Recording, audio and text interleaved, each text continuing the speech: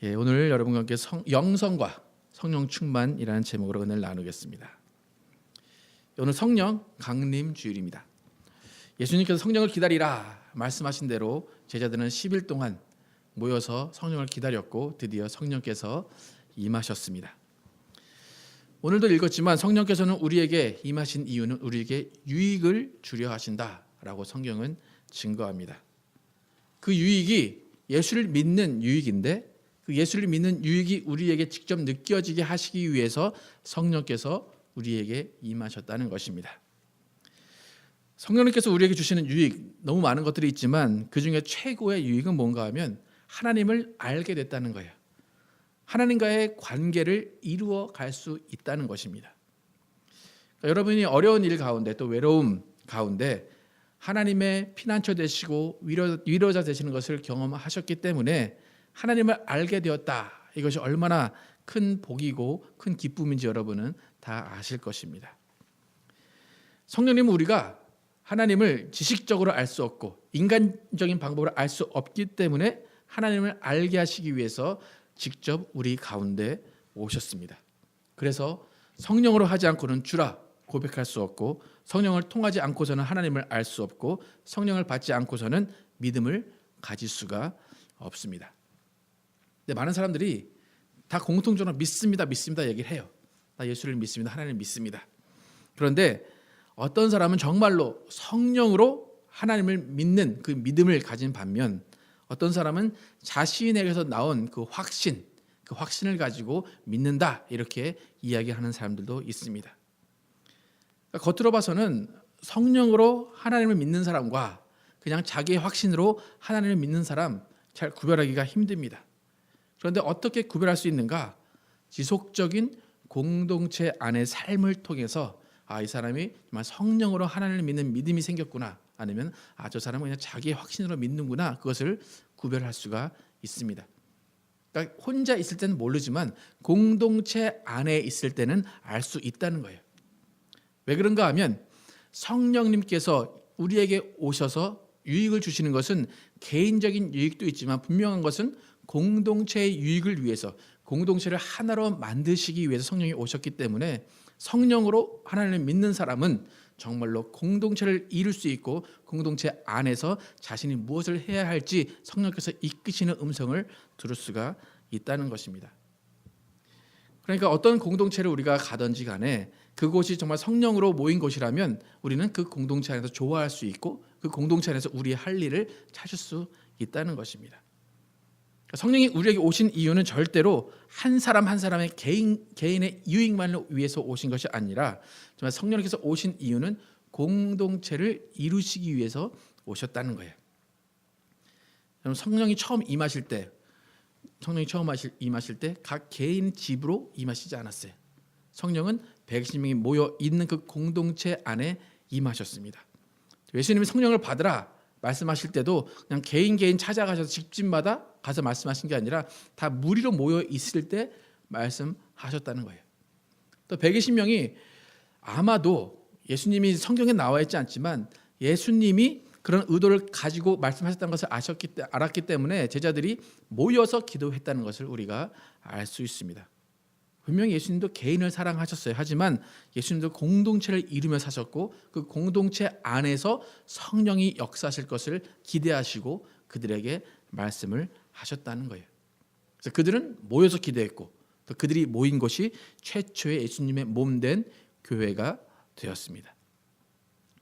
그러니까 분명히 성령님의 임재는 개인에게 임하신 거예요.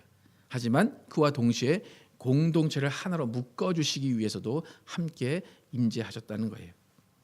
오늘 7절에 보면 각 사람에게 나타나셨다 이렇게 얘기하지만 또 11절 이하로 보면 한 성령이 각 지체들을 한 몸으로 묶어주셨다 이야기를 합니다. 7절에 보면 각 사람에게 성령의 나타남을 주심은 유익하게 하려 하심이라. 11절에 이 모든 일은 같은 한 성령이 행하사 그 뜻대로 각 사람에게 나눠주시느니라. 몸은 하나인데 많은 지체가 있고 몸의 지체가 많으나 한 몸인과 같이 그리스도도 그러하니라. 결국 성령께서 오심은 1대1 개인의 관계이기도 하지만 궁극적인 목적은 공동체의 관계 안에서 예수 그리스도의 몸된 교회를 이루기 위해서 오셨다는 것입니다. 그렇기 때문에 성령으로 하나님을 믿는 사람들은 공동체 안에서 좋아할 수 있도록 성령께서 변화시킨다는 거예요. 또 성령께서 그 일을 주신다는 거예요. 그게 바로 은사예요.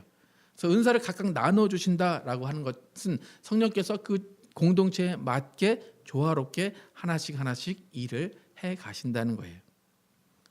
그래서 우리가 성령으로 하나님을 믿었다. 그러면 공동체에 맞게 자기 자신을 조절할 수 있고 자기 자신을 변화시킬 수 있다는 거예요. 어떤 사람들은 교회가 나한테 맞춰야지. 당신들이 좀 신앙생활 오래 한 사람 당신들이 맞춰야지. 그렇게 할 수도 있지만 성령으로 믿음을 가진 사람은 그렇지 않다는 거예요. 오히려 내가 맞추려고 하고 내가 교회에 적응하려고 하는 그런 모습을 보인다는 거예요. 한마디로 성령으로 하나 된다. 성령으로 충만하다. 그것은 뭐냐면 공동체를 이루기 위해서 양보하고 좋아하고 겸손해지는 변화를 내가 겪게 된다. 성령으로 말미암아서 겪게 된다라는 거예요.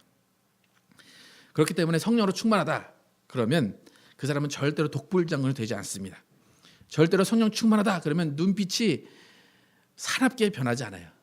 오히려 좀 맹한 눈빛이 성령 충만한 눈빛일 수 있어요. 여러분, 우리는 주의 군사다 이렇게 얘기를 하죠. 근데 우리는 총칼 들고 싸우는 전쟁이 아니기 때문에 절대로 누군가를 잡아먹을 듯한 그런 눈을 가질 필요가 없어요. 성령 충만하면 막 눈에 불빛이 나서 막 누구를 쏘아보고 그럴 듯한데 그렇지 않다는 거예요. 오히려 주의 군사들은 져주는 싸움을 하는 사람들이에요. 여러분 혹시 팔씨름 해보시다 팔씨름은 어디로 이렇게 넘기나요? 안쪽으로 넘기죠, 그죠? 이렇게 하면 이긴 건가요, 진 건가요? 이긴 거죠? 근데 여러분 지는 팔씨름 해보신 적 있으십니까? 오히려 이게 아니라 일로 넘어가는 거예요. 그러니까 일로 넘어가려고 하니까 상대방은 나를 못 넘어가 계속 붙잡아줘야 되는 거예요. 예능에서도 가끔 나오는데 혹시 지는 씨름 여러분 해보셨습니까? 지는 씨름? 그러니까 내가 넘어지면 이기는 거예요. 그러니까 상대방은 나를 어떻게 합니까? 못 넘어지게 붙잡아주는 거예요. 그게 지는 씨름이에요. 되게 성경적이지 않습니까? 서로 붙잡아주고 넘어지면 안 돼, 넘어지면 안 돼. 계속 서 있는 것 같이. 예. 서로 보완해 주는 거예요. 예. 우리는 남을 이겨야 된다. 그러나 이기는 싸움에 익숙하기 때문에 이렇게 지는 싸움이 뭔지를 잘 몰라요. 하지만 성령으로 충만한 주의 군사들의 싸움은 지는 싸움이에요. 지는 싸움을 할 때 성령이 도와주셔서 성령의 역사를 이루게 된다는 거예요. 그러니까 지는 싸움은 지구력이에요. 지구력으로 그를 붙잡고 있어야 되는 거예요. 순간의 힘이 아니라. 그것은 뭐냐면 순종이고 겸손할 때 가능하다는 거예요. 그럼 많은 사람들이 기도를 어떻게 생각하냐면 전투로 생각을 합니다. 그래서 내가 이기나 하나님이 이기나 한번 해보십시다. 내가 정말 작정하고 기도할 테니까 하나님 한번 들어주시나 안 들어주시나 봅시다. 얘는 발상 자체가 위험한 겁니다, 여러분. 뭐 하나님이 가끔 귀여워서 그럴 수도 있어요. 우리 뭐 집에 있는 아이들이 내가 이기나 엄마 이기나 해봅시다. 밥 굶을 거예요. 그러면 엄마 걱정하긴 하지만 여러분 그렇게 하시지 마시기 바랍니다. 여러분 기도는 순종하기 위해서 하는 거예요. 하려고 하는데 안 돼요, 하나님. 좀 나 좀 도와주세요. 그게 기도지. 줄 때까지 한번 해봅시다. 그게 아니라는 거예요. 또 성령 충만 그것은 교회를 나만의 것이라고 이야기하는 게 아니에요. 자신에게 주신 그 물질도 나를 위해 쓰는 것이 아니라 그냥 베풀기 위해 주시는 것으로 감사하는 것, 그것이 성령 충만입니다. 제가 이제 싫어하는 교회의 모습 중에 하나가 뭐냐면 이제 교회가 이제 하나가 되긴 해야 돼요. 그런데 너무나 교회를 하나로 결속시키기 위해서 어떤 조직의 이름을 만드는 거예요. 또 어떤 성경 공부의 명칭을 만들어서 계속 설교마다 우리 뭐뭐는 계속 그렇게 얘기하는 게 저는 별로 좋지 않더라고요. 그러니까 예수의 이름보다 그 조직의 이름, 어떤 그 성경 공부의 명칭이 더 많이 나오는 그런 모습을 보면 가끔 그런 교회에 이제 가서 앉아 있으면 다단계에 앉아 있는 듯한 그런 느낌을 받게 됩니다. 뭐 그런 교회가 나쁜 교회라는 게 아니라 좀 저한테는 조금 어색하고 좀 이렇게 바람직한 모습은 아닌 것 같아요. 특히 이제 이단들의 모습을 보면 자신들의 성경 공부 그런 이름을 딱 만들어 놓죠. 뭐 제가 아는 한에서는 뭐 어떤 렘넌트다, 뭐 우리는 렘넌트다라고 하는 다락방이 있는가 하면 뭐 베레아다라고 하는 그런 어떤 명칭을 쓰고 또 뭘 쓰나요? 예, 뭐 신천지에서는 뭘 쓰나 하여튼 그렇게 그런 명칭을 자꾸 사용해서 예수 이름보다 우리 모모는 더 많이 나가요. 분명히 조직과 시스템을 위해서는 필요해요. 그런데 그것이 지나치게 되면 어떻게 되냐면 우리 교회에만 구원이 있는 것 같아요. 우리 목사의 말만 맞는 것 같아요. 그러니까 보편적인 대화가 잘 안 되는 경우가 많다는 거예요. 여러분, 예수님은 여러분 한 분만의 소유가 아닙니다. 성령님은 나만 충만한 게 아니에요. 은사는 나만 받은 게 아니에요.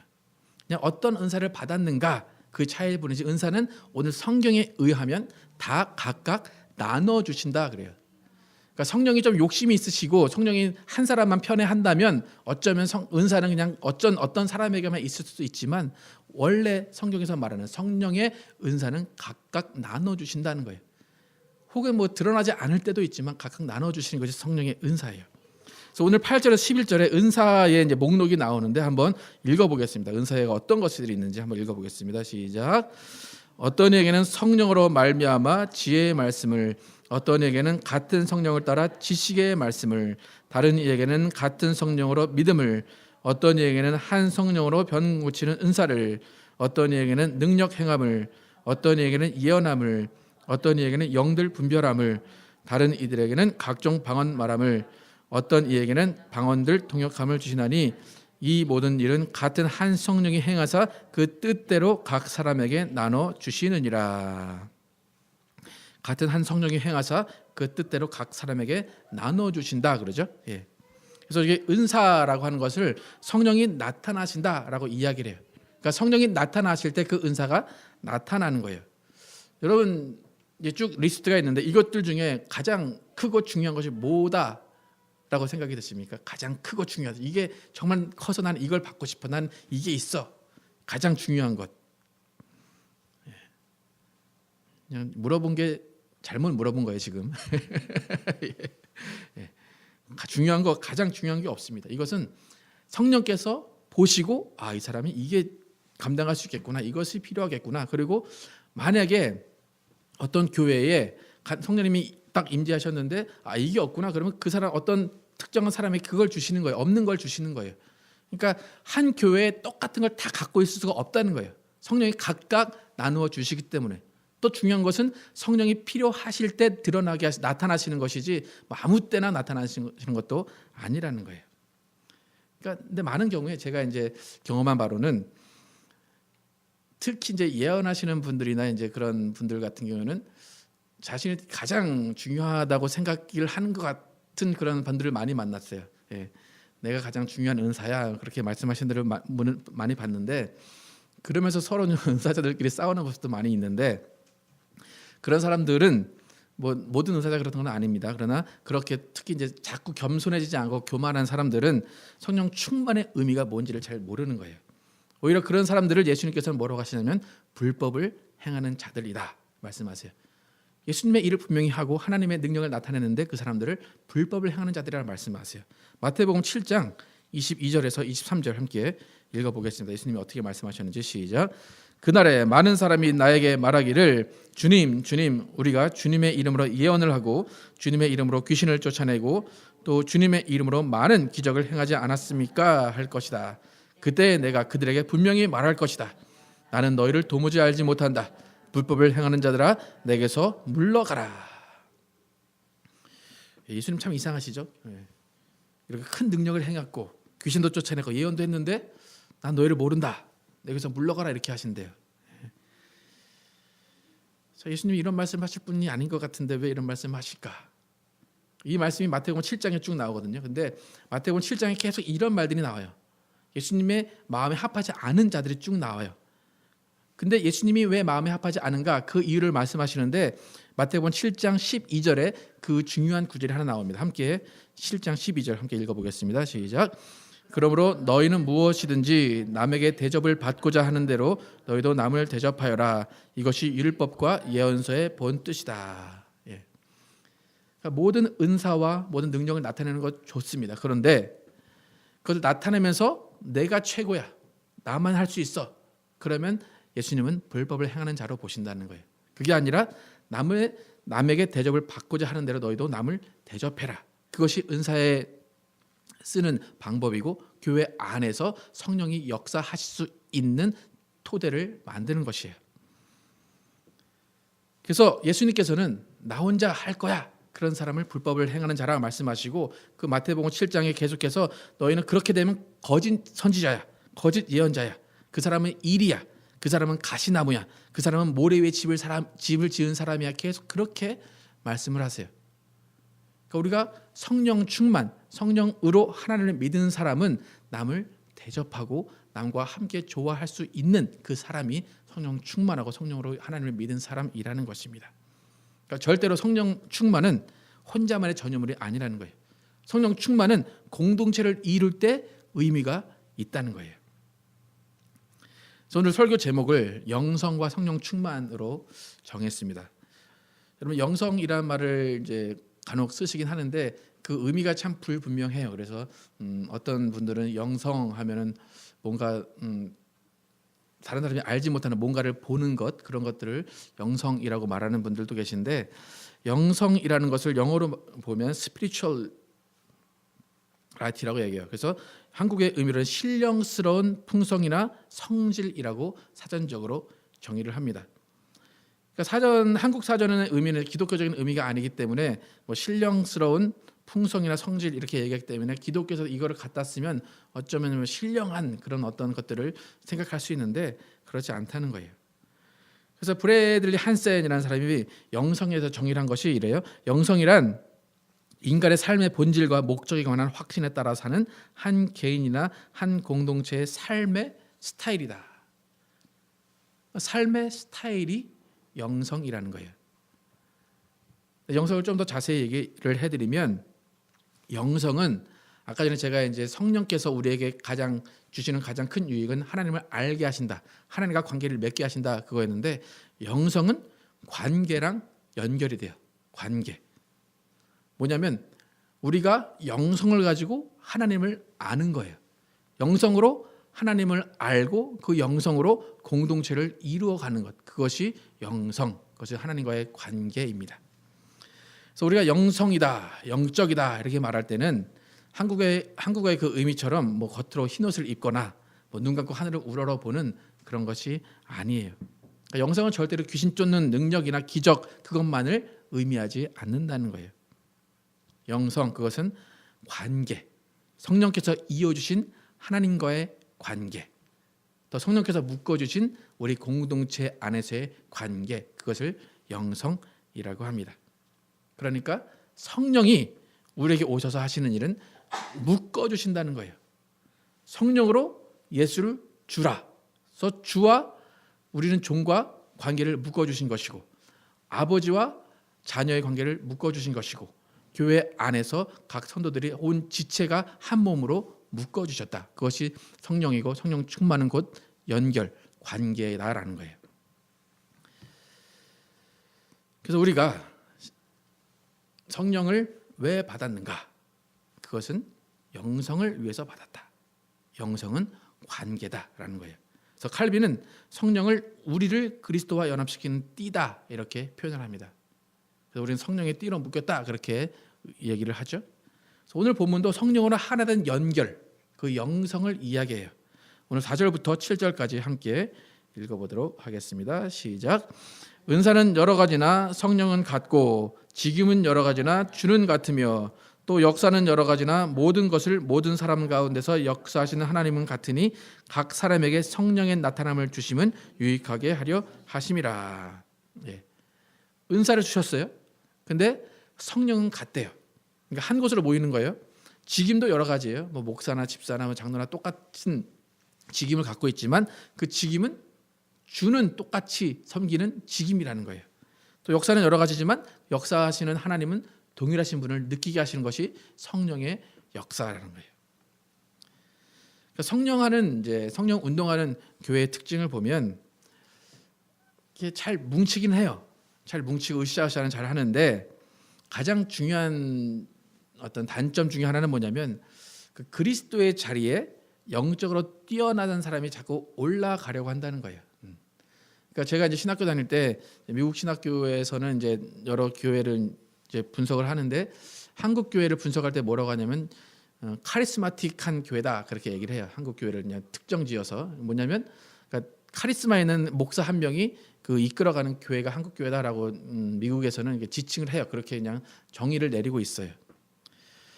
그러니까 성령 충만이다라고 하면 성령 충만한 교회가 성령 운동하는 교회다라고 가면 대부분의 교회가 이제 목사님이 정말로 뭐 화장실도 안 가시는 분처럼 뭐 그렇게 여겨지는 교회가 많아요. 근데 과연 그게 성령 충만일까라는 거예요.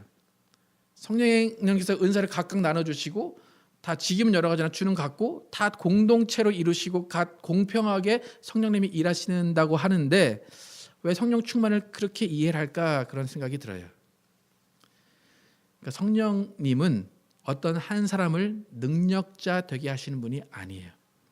온 무리가 함께 평생 동안 각각의 자리에서 은사를 가지고 한 무리가 될 수 있도록 한 공동체 예수 그리스도의 몸된 교회를 이룰 수 있도록 하시는 분이 성령이세요. 그러니까 여러분이 주위에서 보시면 영적이다 하는 분들을 보시면 자꾸 혼자 뭘 하려고 하시는 분들이 많아요. 예수님이 같이 계신데도 불구하고 그냥 예수님 없는 것처럼 자신이 다 드러나는 분들이 많이 있어요. 그래서 레슬리 뉴비기는 성령의 임재를 이렇게 정의합니다. 우리가 함께 천천히 한번 같이 읽어볼게요. 성령의 임재가 무엇인가? 함께 읽겠습니다. 시작. 성령의 최고의 선물은 각 사람으로 하여금 탁월한 명성을 얻게 하는 굉장한 능력이 아니라 몸을 세우고 서로를 엮어주며 자신을 낮추는 겸손한 사랑이다. 성령의 임재를 가르치는 결정적인 표지는 공동체를 하나로 유지하려는 온유한 관심과 그리스도만이 차지하셔야 할 자리에 어떤 인간 지도자나 무리를 올려놓는 행위를 혐오하는 것이다. 예. 레슬리 뉴비긴이 성령의 임재를 정의한 게 이렇게 정의했어요. 여러분 교회 한국 교회의 모습을 한번 보시면 어떤 이런 성령의 임재를 정말로 확실하게 체험한 교회인가 아니면 좀 다른 양상이 있는가 한번 여러분 생각을 해 보시기 바랍니다. 어떤 한 사람이 특출나게 영성이 있게 만드시는 분이 아니다 그렇게 얘기를 하죠. 예수 그리스도만 주인이 되시는 거예요. 그 교회의 주인은 오직 예수님 한 분뿐이라는 거예요. 성령 충만한 교회는 예수님만을 주인으로 모시고 온 교인이 온 공동체가 정말 각자의 자리에서 모든 일을 각자의 알맞는 일을 하면서 하나 되는 거예요. 여러분 성령이 우리에게 오셨습니다. 그러면 우리는 성령이 우리를 높이시기 위해 왔다. 그것이 아니라 오히려 우리를 낮추시기에 오셨다라고 생각을 해야지만 우리는 절대로 누구든지 그리스도의 자리에 오르지 않을 수 있습니다. 여러분 예수님은 성령 충만해서 죽기까지 순종하셨습니다. 이것이 성령 충만이고 이것이 예수님의 영성이었어요. 그래도 예수님을 따라가려면 예수님의 영성과 예수님의 성령 충만을 닮아서 겸손하고 순종해야 된다는 거예요. 우리 모두는 성령 충만하기를 바랍니다. 제가 이렇게 봐서 성령에서 말을 하니까 제가 뭐 은사를 부정하는 것 같이 여러분 생각이 드실 수도 있는데 전혀 그렇지 않아요. 저는 은사를 다 인정을 합니다. 하지만 너무나 내 은사 아니면은 나 혼자 그것이 아니라 정말 우리는 하나된 공동체를 이루어가는 그것을 위해서 은사가 필요하고 그것을 사용해야 된다는 거예요. 그래서 말씀드린 것처럼 영성은 하나님과의 관계예요. 그 관계를 정말로 기쁨의 관계, 신뢰의 관계, 순종의 관계를 이루어가는 것 그것이 영성입니다. 또 그 영성을 가지고 공동체 안에서 우리가 서로 좋아하고 서로 도와주고 서로를 섬겨주는 그 관계 그것이 바로 영성이고 성령 충만입니다. 그래서 우리는 서로 사랑하고 서로 베풀고 서로 대접하면서 영성이 충만하고 성령이 충만하여서 하나님과의 관계 또 우리 공동체 안의 관계가 온전히 이루어지는 여러분과 제가 되기를 예수 이름으로 축원합니다. 기도하시겠습니다.